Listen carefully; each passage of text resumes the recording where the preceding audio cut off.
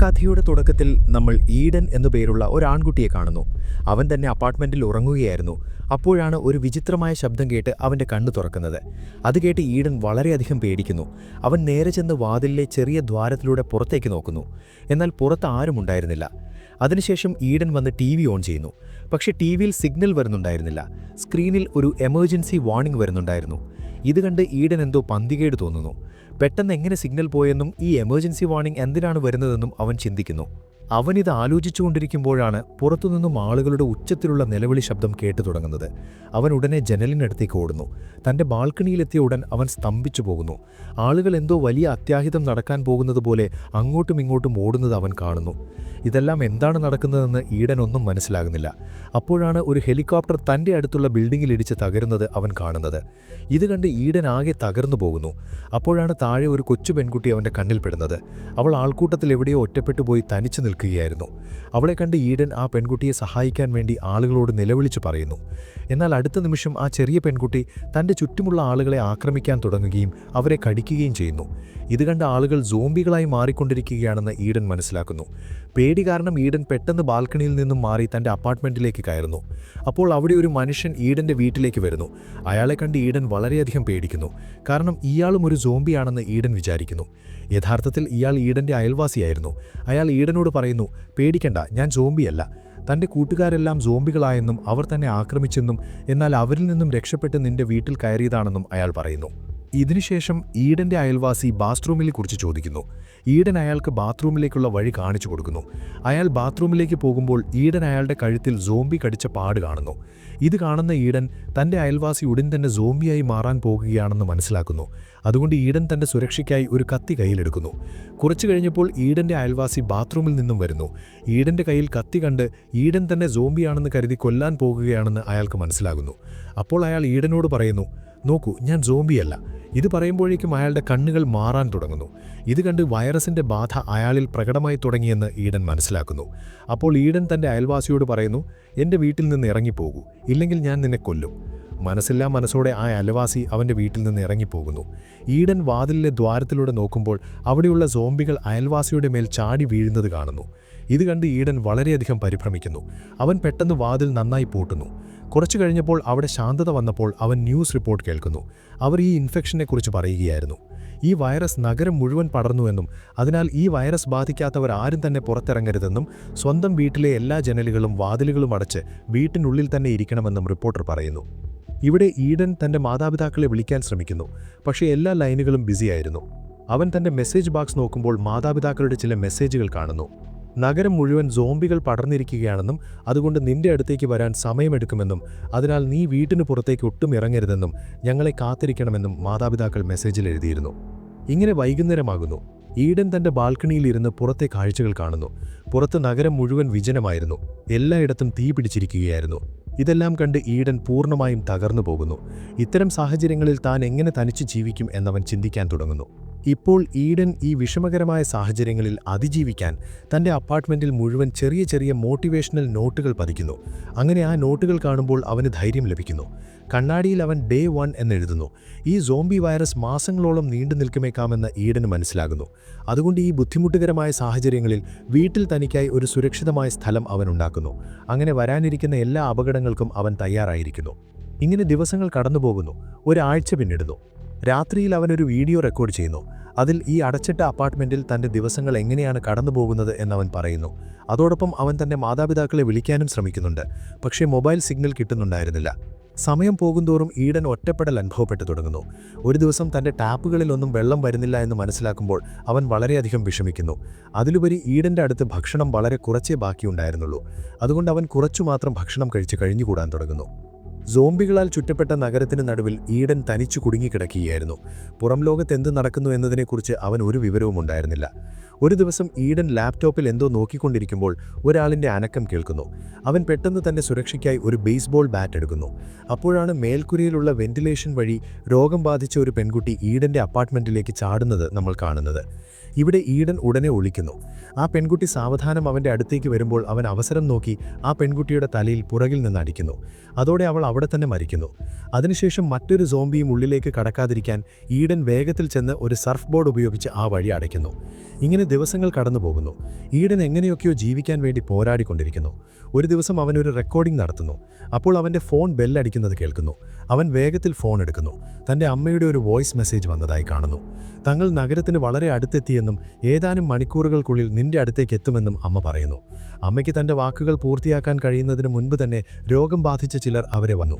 Voice മെസ്സേജിൻ്റെ അവസാന നിമിഷങ്ങളിൽ ഈഡൻ തൻ്റെ മാതാപിതാക്കളുടെ നിലവിളി കേൾക്കുന്നു. പിന്നീട് മെസ്സേജ് നിലയ്ക്കുന്നു. ഇതെല്ലാം കേട്ട് തൻ്റെ മാതാപിതാക്കൾ മരിച്ചു എന്ന് ഈഡൻ മനസ്സിലാക്കുന്നു. ഈഡൻ വളരെയധികം കരയുന്നു. കാരണം ഇനി ജീവിക്കാൻ അവന് മറ്റ് കാരണങ്ങളൊന്നും ഉണ്ടായിരുന്നില്ല. അവനൊരു ബേസ്ബോൾ ബാറ്റ് എടുത്ത് അവിടെ നിന്ന് രക്ഷപ്പെടാൻ പ്ലാൻ ചെയ്യുന്നു. വീട്ടിൽ നിന്ന് പുറത്തിറങ്ങിയ ഉടൻ തന്നെ അവൻ ഒരുപാട് ഇൻഫെക്റ്റഡ് ആളുകളെ കാണാൻ കഴിയുന്നു. അപ്പോഴാണ് തൻ്റെ അയൽവാസിയെ അവൻ ശ്രദ്ധിക്കുന്നത്. അയാൾ ഇതുവരെ ജീവനോടെ ഉണ്ടായിരുന്നു. എന്നാൽ അയാൾ ക്രൂരമായി പരിക്കേറ്റ അവസ്ഥയിലായിരുന്നു. അതുകൊണ്ട് അയാൾക്ക് ഈഡനെ ആക്രമിക്കാൻ കഴിയുമായിരുന്നില്ല. അതിനുശേഷം ഈഡൻ ബിൽഡിങ്ങിന് പുറത്തേക്ക് പോകാൻ എന്തെങ്കിലും വഴി കണ്ടെത്താൻ ശ്രമിക്കുന്നു. പക്ഷേ അവന് ഒരു വഴിയും കിട്ടുന്നില്ല. കാരണം എല്ലായിടത്തും സോംബികൾ നിൽപ്പുണ്ടായിരുന്നു.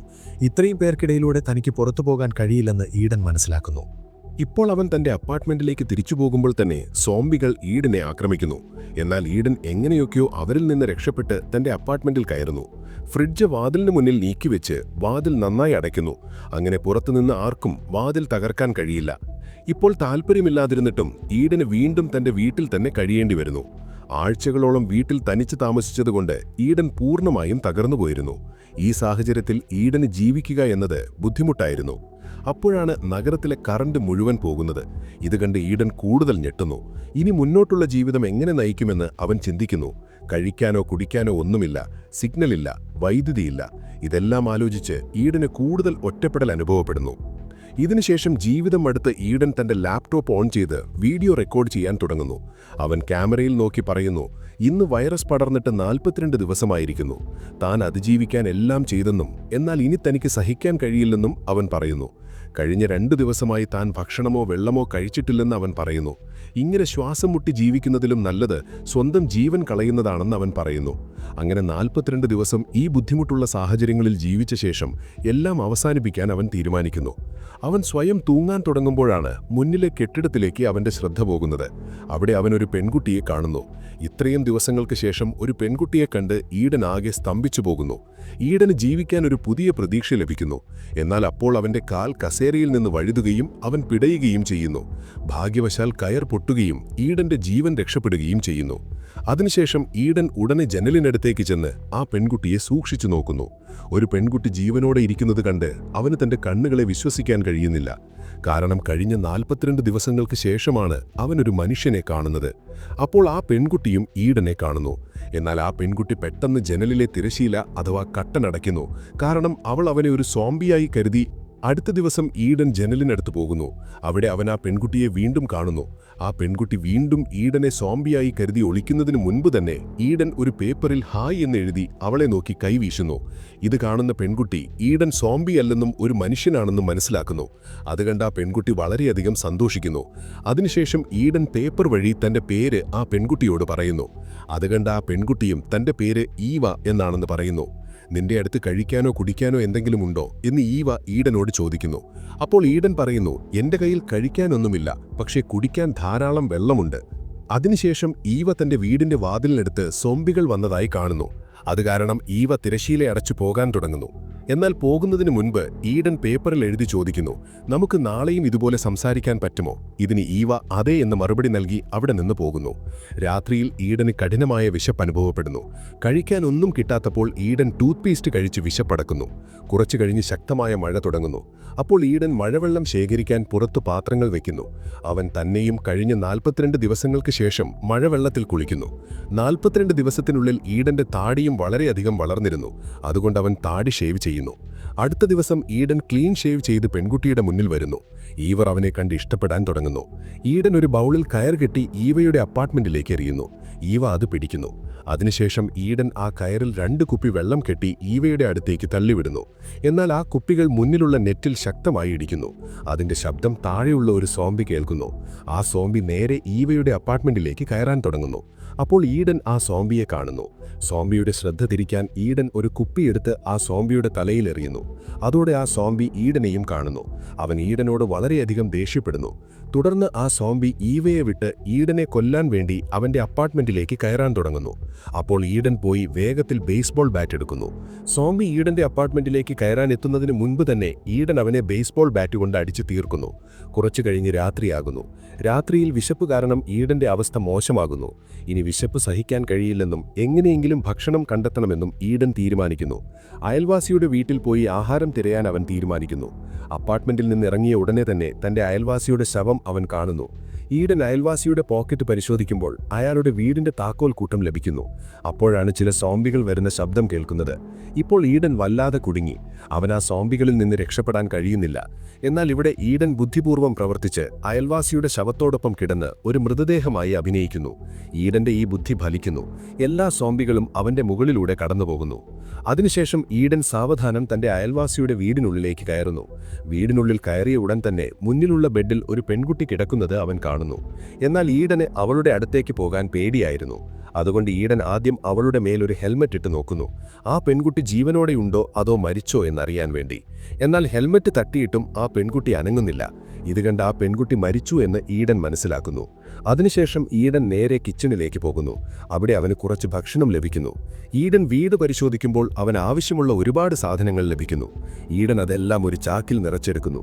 അവിടെ നിന്ന് ഇറങ്ങാൻ തുടങ്ങുന്നതിന് മുൻപ് രോഗം ബാധിച്ച ഒരാൾ അവനെ ആക്രമിക്കുന്നു. ആ സോംബി ഈഡനെ കടിക്കുന്നതിന് മുൻപ് തന്നെ ഈഡൻ ഒരു ടേബിൾ ലാമ്പ് കൊണ്ട് അവന്റെ തലയിൽ അടിക്കുന്നു. പക്ഷെ ആ അടി കൊണ്ട് അയാൾക്ക് കാര്യമായി ഒന്നും സംഭവിക്കുന്നില്ല. അവൻ വീണ്ടും ഈഡനെ ആക്രമിക്കുന്നു.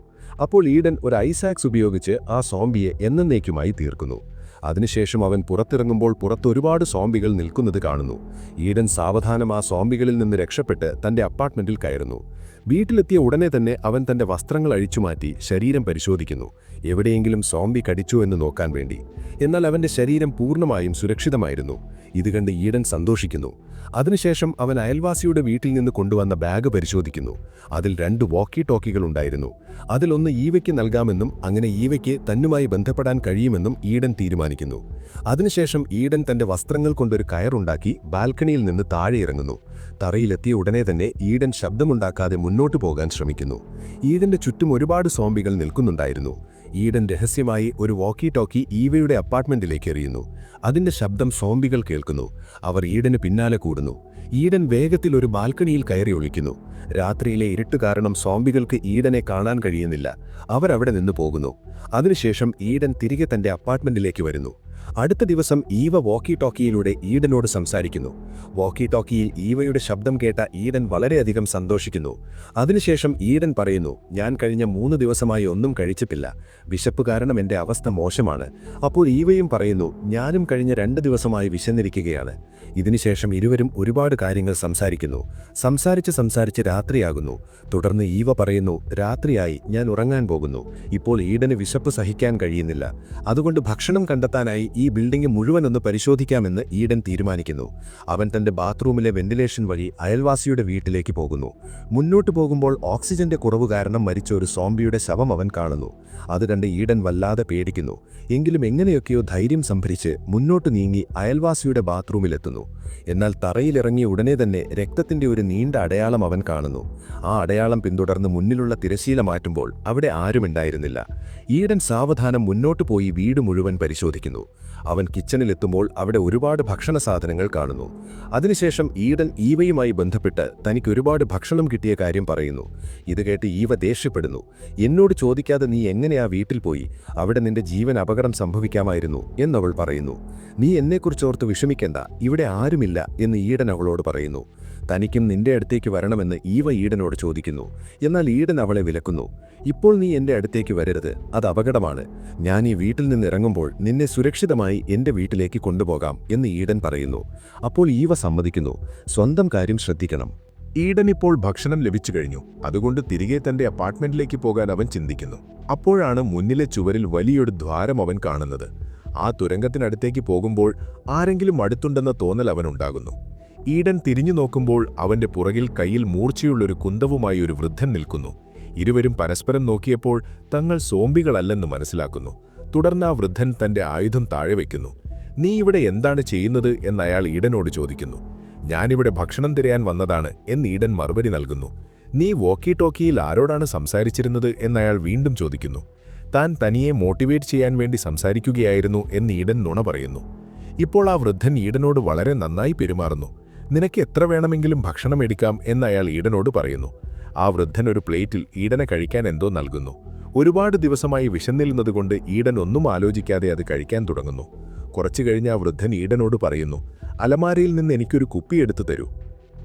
എന്നാൽ ഈഡൻ കുപ്പിയെടുക്കാൻ തിരിയുമ്പോൾ ആ വൃദ്ധൻ പുറകിൽ നിന്ന് ബേസ്ബോൾ ബാറ്റ് കൊണ്ട് അവന്റെ തലയിൽ അടിക്കുന്നു. ഈഡൻ ബോധരഹിതനാകുന്നു.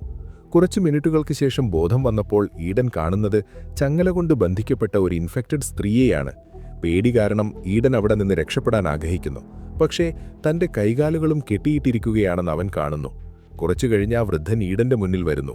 ഈ സ്ത്രീ തന്റെ ഭാര്യയാണെന്നും അവളിപ്പോൾ രോഗം ബാധിച്ച അവസ്ഥയിലാണെന്നും അയാൾ ഈഡനോട് പറയുന്നു.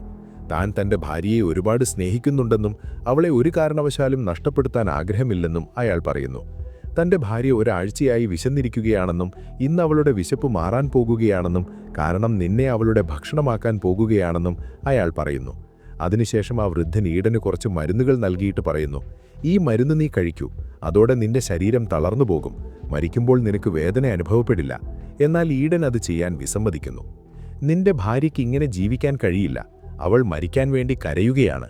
അതുകൊണ്ട് നീ നിന്റെ ഭാര്യയെ കൊന്ന് ഈ നരകതുല്യമായ ജീവിതത്തിൽ നിന്ന് അവൾക്ക് മോചനം നൽകണം എന്ന് ഈഡൻ പറയുന്നു. എന്നാൽ ആ വൃദ്ധന്റെ മാനസിക നില ശരിയല്ലായിരുന്നു. മിണ്ടാതെ ഈ മരുന്ന് കഴിക്കൂ, അല്ലെങ്കിൽ നിന്നെ ബോധം കെടുത്താൻ എനിക്ക് മറ്റു വഴികളും അറിയാം എന്നയാൾ പറയുന്നു. ഈഡൻ മരുന്ന് കഴിക്കാൻ വിസമ്മതിക്കുന്നു. ഈഡനെ ബോധം കെടുത്താൻ ആ വൃദ്ധൻ തന്റെ ആയുധമെടുക്കാൻ പോകുന്നു. ഇപ്പോൾ എന്തെങ്കിലും ചെയ്തില്ലെങ്കിൽ താൻ കൊല്ലപ്പെടുമെന്ന് ഈഡൻ മനസ്സിലാക്കുന്നു. അവൻ എങ്ങനെയൊക്കെയോ കെട്ടുകൾ അഴിച്ച് വാതിലിനു പുറകിൽ ഒഴിക്കുന്നു. ആ വൃദ്ധൻ ഈഡനെ കൊല്ലാൻ വരുമ്പോൾ ഈഡൻ തന്ത്രപൂർവ്വം അയാളെ പിടിച്ച് സ്വന്തം ഭാര്യയുടെ അടുത്തേക്ക് തള്ളിയിടുന്നു. ഉടനെ അയാളുടെ ഭാര്യ അയാളെ ആക്രമിക്കുകയും കടിക്കുകയും ചെയ്യുന്നു. ഈഡൻ അവർ രണ്ടുപേരെയും ഉള്ളിലാക്കി മുറി അടയ്ക്കുന്നു. തന്റെ സാധനങ്ങൾ പാക്ക് ചെയ്ത് സ്വന്തം അപ്പാർട്ട്മെന്റിലേക്ക് തിരിക്കുന്നു. അപ്പോൾ തന്റെ അപ്പാർട്ട്മെന്റിൽ സോംബികൾ കയറിയെന്ന് ഈവ വോക്കി ടോക്കിയിലൂടെ അറിയിക്കുന്നു. ഇത് കേട്ട് ഈഡൻ വേഗത്തിൽ ഈവയെ രക്ഷിക്കാൻ അവളുടെ അപ്പാർട്ട്മെന്റിലേക്ക് പോകുന്നു.